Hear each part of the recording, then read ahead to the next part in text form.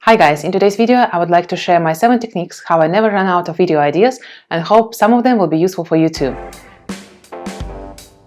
I think that this video will be especially useful if you are just starting your YouTube channel, because in the beginning there are so many things to take care of and coming up with video ideas can be a little bit challenging. But now, after running my channel for about 6 months, I feel like I see ideas everywhere and it's just a matter of realizing them. I think that the important part is to make videos about something that you are really excited, because it gets you motivated, it keeps you going and it gives you some fun along the way. And as a big bonus, you can find some people who are sharing your values, sharing your ideas and excitement, and join you as a community around your channel. So let's get started. And the first technique is brainstorming based on your values.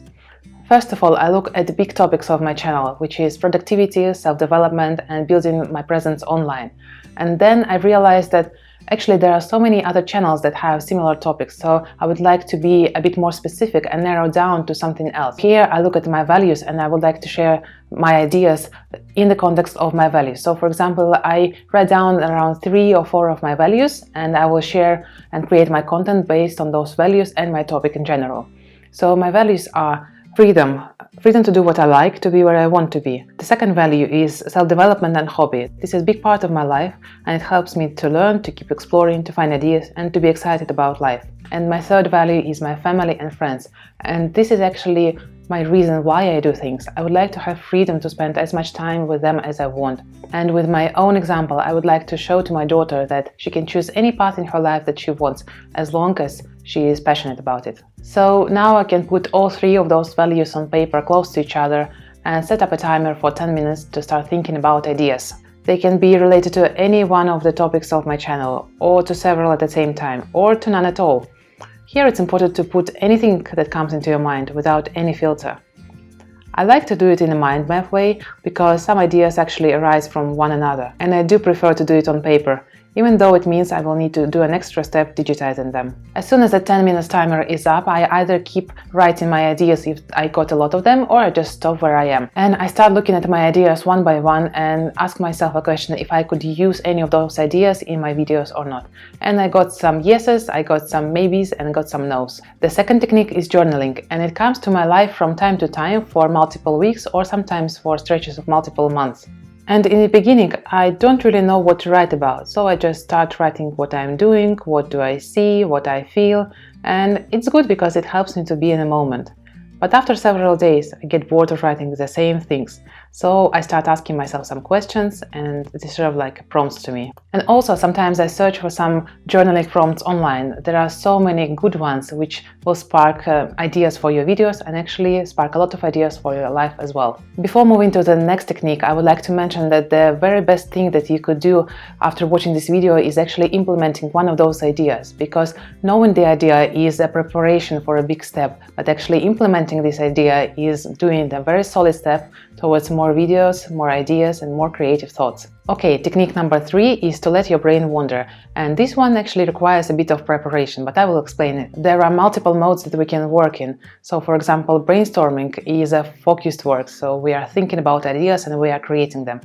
But the opposite option is to let your brain wander and not to think specifically about the topic, but actually think about something else. I often find that I get a lot of ideas when I'm either walking or doing something with my hands, or actually in the shower, when I don't really think about anything specific, but I actually think about everything. And important suggestion here is not to consume any information during those times. So I don't listen to any audiobooks or podcasts, or don't watch any videos when I'm running or walking or in the shower, because I'm in the moment. I try to focus on what I'm doing, and this helps my brain to relax and to come up with some new ideas. And now the preparation part. It's actually very important for all the techniques that we discussed today, and it's about storing your ideas in a place where you can easily find them. So it can be notes in your mobile phone, or it can be a notebook where you can write with your pencil or pen, or it can be a voice messages that you send to yourself with some ideas. So it's important to have a convenient way to put your ideas down and also to access them when you need them. Technique number 4 is to document what you are doing, and sometimes that's the best way to get going, because every day we are doing different things based on our circumstances, based on the day and based on the mood. And I think that here it's important not to just document what you are doing, but also explain why you are doing and what do you expect to do next? So for example, in this video, I'm sharing how I'm trying to find some time in a busy week, and I came up with some discoveries that I actually don't have enough sleep and I have to think about what to do with it. And I'm sharing my progress and my journey along the way. Up till now, we were searching for some ideas from within us, and now we will go and search for some ideas in the outside world, and we will start with analytics. I'm now in my analytics page and looking at my minimalist habit video. I go to Reach tab and check which search words led to finding my video. In my case, it's minimalist and minimalism.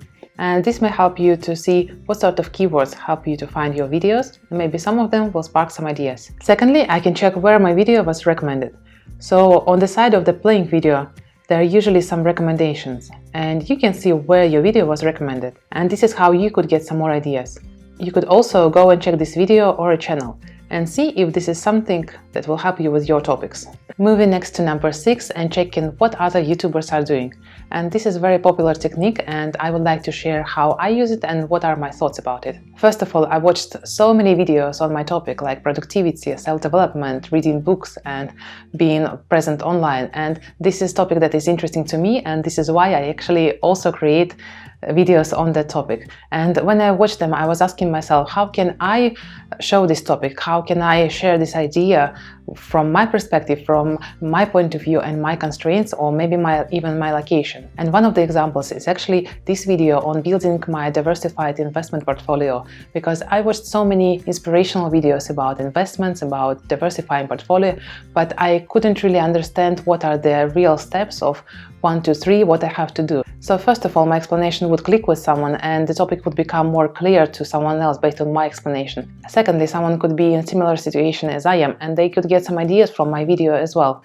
And of course, some of them could be really location specific, because people who are planning to invest in the UK could do a bit different steps comparing to people investing in the US. And this is the perspective that you could also look for your videos as well. And talking about other creators, I also check my recommendations page, because I got recommended a lot of videos that I also like, and I also search for my keywords to see what other people are doing in similar areas. And very important aspect for me here is I try not to watch those videos until I actually create and publish my own, because first of all, I would like to get my ideas in front of me. I don't want to get influenced by other creators, and I would like to share my perspective, my circumstances, my values, because they can resonate with some other people as well. And finally, I go and read comments. So I do it not only for my videos, of course, but also for other creators as well, because people there are commenting what they like, what they don't like, what they are expecting, what they want to see in the future videos. They may ask some questions where I can get some answers as well. And technique number 7 is a bit techy and is using artificial intelligence to generate some video ideas. Something that I started trying recently and I like it a lot for some ideas and inspiration is daily ideas from VidIQ. If you have your channel already with some videos, give it a go. It's quite fun. As far as I understand, this service uses artificial intelligence to predict high demand topics for my channel, and you can save the topic or dismiss it, and this is how it trains to suggest relevant topics. At first it was very funny because some of the topics were very off, but after a few days of me liking or discarding topics, I started getting ideas which are really relevant and interesting, and I can also see the expectation of popularity of this topic. I use free version, so I get 3 ideas per day, and that's pretty enough for me. I can also see the ideas I saved and the ones that I discarded. I hope you found this video interesting and insightful, and if you have some more techniques how you are searching for ideas, please share them in the comments below. And thank you for watching this video, and I will see you in the next one.